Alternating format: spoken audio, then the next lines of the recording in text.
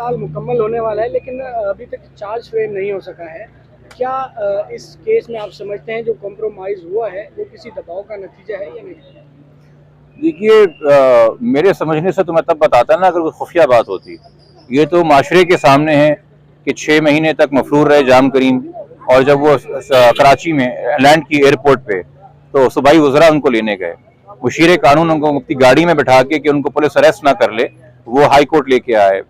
Advocate general, additional advocate general के दफ्तर के अंदर उनको अजरक पहनाई गई और उनका सरकारी इस्तकबाल हुआ। फिर वो जो मौजूदा हुकूमत बनी अप्रैल के महीने में 2 वोटों की मेजोरिटी से, उसमें जाम करीम साहब शामिल थे, और फिर उनको पुलिस ने एकदम से अचानक निकाल ही दिया, इल्जाम से बरी जमा कर दिया अफजल झोंकियों के कैफिडेविट के ऊपर, और अपनी पूरी तफ्तीश को खुद ही दफन कर दिया।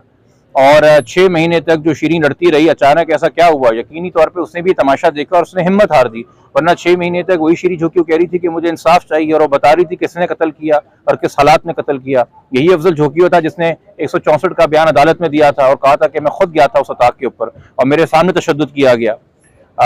तो ये तमाम वाकयात और मामलात हमारे सामने हैं।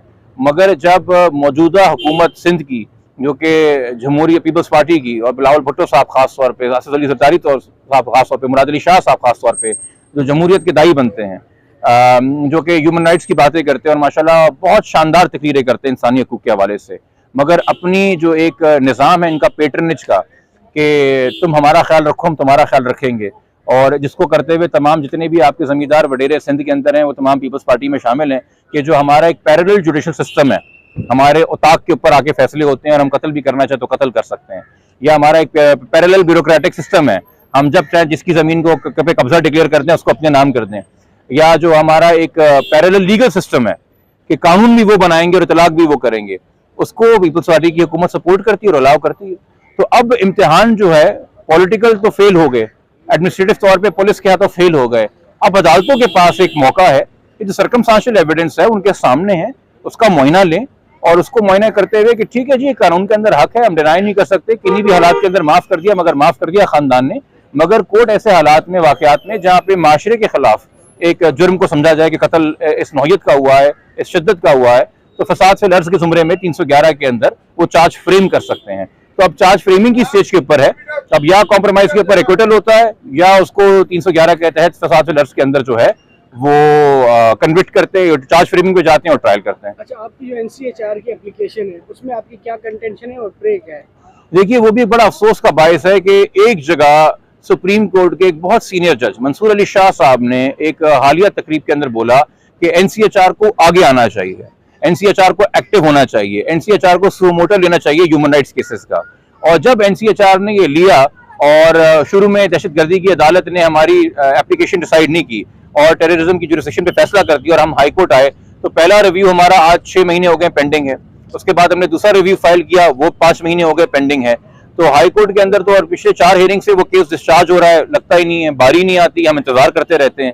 तो ये आपको तर्तजाद नजर आता है ना, इवन कंफ्यूजन है जुडिशरी के अंदर भी।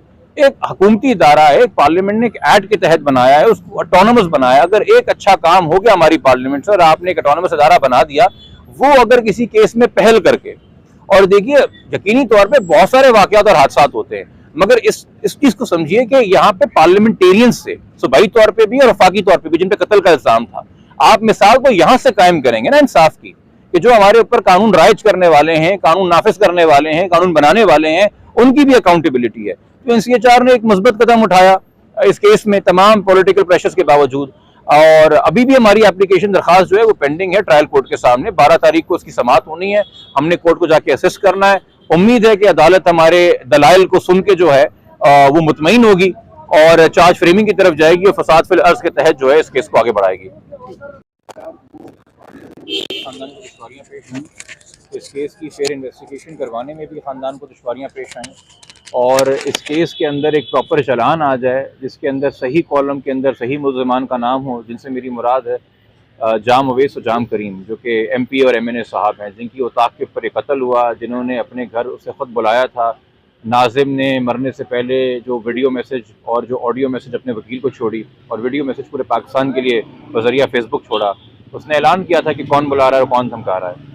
मगर इस सबके बावजूद ये प्रेशर्स पड़ते रहे, और ख़ास तौर पे जब पुरानी हुकूमत का तख्ता उल्टा और ये नई हुकूमत आई और शहबाज शरीफ की हुकूमत को मेजॉरिटी बहुत थिन मिली, 2 सीटों की मिली और उसमें से 1 सीट जाम करीम की थी। तो हमने देखा कि फिर रात को दिन और दिन को रात कर दिया गया। उनको इल्ज़ाम से ही पुलिस ने बरी कर दिया और टेररिज्म के चार्जेस भी हटे, चूँकि प्रोसिक्यूशन ने जो है सपोर्ट ही नहीं किया कि ये टेररिज्म के ज़ुमरे में आता है कि नहीं आता, कोर्ट को प्रॉपर असिस्टेंस नहीं दी गई। और वो शीरीं चौकी, वो बेवा 4 बच्चों की माँ जो कि 6 महीने से लड़ रही थी इंसाफ के लिए, उसने भी बेचारी हथियार डालने पे मजबूर हो गए।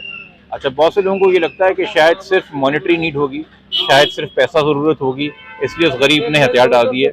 आम आवाम को ये नहीं पता कि आचार सलार कोर्ट जहाँ वो मुकीम है, जहाँ वो रहती है, वहाँ तकरीबन पूरा मोहल्ला, पूरा गाँव ही जो है वो जाम हाउस में किसी न किसी हवाले से नौकरी करता है।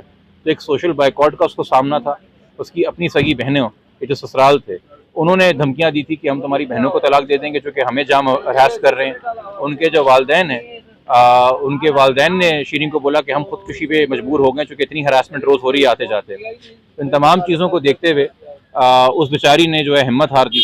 और अब आपके इल्म में है कि पिछले हफ्ते जो कार्रवाई हुई है उसमें अब फॉर्मली सेशन कोर्ट के अंदर मुद्दई, भाई, वालदा और बीवी अपने तमाम तीनों बयान जमा करा चुके हैं कॉम्प्रोमाइज़ का बतौर लीगल एड्स। और जो दियत की अमाउंट या जो भी उसका जो कॉम्प्रोमाइज़ सेटलमेंट अमाउंट थी उसका भी रिकॉर्ड कोर्ट पे आ गया है। अब कोर्ट के इख्तियार की बात आ गई और ये वही सवाल आ गया है जो सवाल सुप्रीम कोर्ट के सामने था जब उन्होंने हालिया शाहरुख जतोई की अपील डिसाइड की है कि क्या वाक़े की शिद्दत और नौयत को देखते हुए कि कितना ब्रूटल और शॉकिंग किस्म से मर्डर किया गया था, गो कि ये टेररिज्म नहीं है, मगर क्या ये फसाद फिल अर्ज़ के ज़ुमरे में 311 ताज़ीरात पाकिस्तान के तहत ट्राई हो सकता है कि नहीं हो सकता।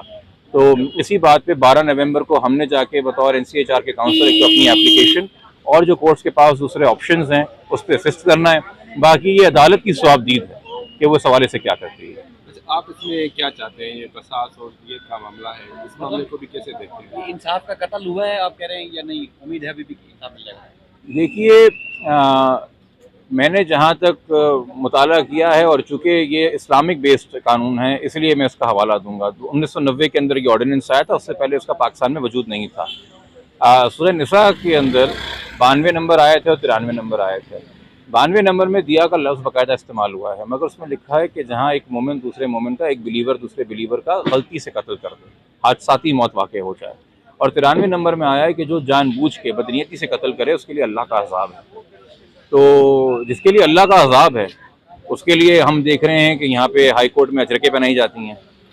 तो इसको आप इंसाफ का कत्ल नहीं कहेंगे, वो उस इंसाफ को आप कायनात का निज़ाम कह लीजिए, उसमें जो इंसाफ होना चाहिए आप शरीय एतबार से कह लीजिए, आप आइनी एतबार से कह लीजिए, आप माशरती एतबार से कह लीजिए, समाजी एतबार से कह लीजिए। अब ये कोर्ट के ऊपर है, क्योंकि देखिए माँ अगर माफ़ कर भी दे, माँ गवाह तो नहीं थी ना कत्ल की पहले रोज़ से, बीवी ने भी माफ़ कर दिया, बीवी भी गवाह नहीं कत्ल की पहले रोज़ से, भाई ने साथ गया तशद्दुद होते देखा, मगर उसके बाद उसने एक्चुअल जो डेथ वाक़ई हुई उस वक्त वो मौजूद नहीं था। तो वैसे ही ये केस सर्कमस्टेंशियल एविडेंस से बेस्ड है। तो सर्कमस्टेंशियल एविडेंस के लिए उसकी पुरतशद्दुद की लाश का मिलना, उसकी लाश का जाम हाउस के बाहर मिलना, उसका अपना ऑडियो मैसेज अपने वकील को भेजना जो कि वेरीफाई हो गया कि जेन्युइन है, उसका अपना वीडियो मैसेज होना, उससे पहले जो वीडियो मंजर आम पे आई जो कि एक अरब शिकारी के साथ जो मेहमान थे जाम के, जो लड़ाई का होना, ये तमाम मामला ये सिर्फ इशारा करते हैं कि एक ट्रायल कंडक्ट हो सकता है और सर्कमस्टेंशियल एविडेंस के ऊपर आप कन्विक्शन के लिए जा सकते हैं। मगर कभी कभी अगर पॉलिटिकल करेज ना हो तो आवाम फिर जुडिशल करेज का इंतजार करती है।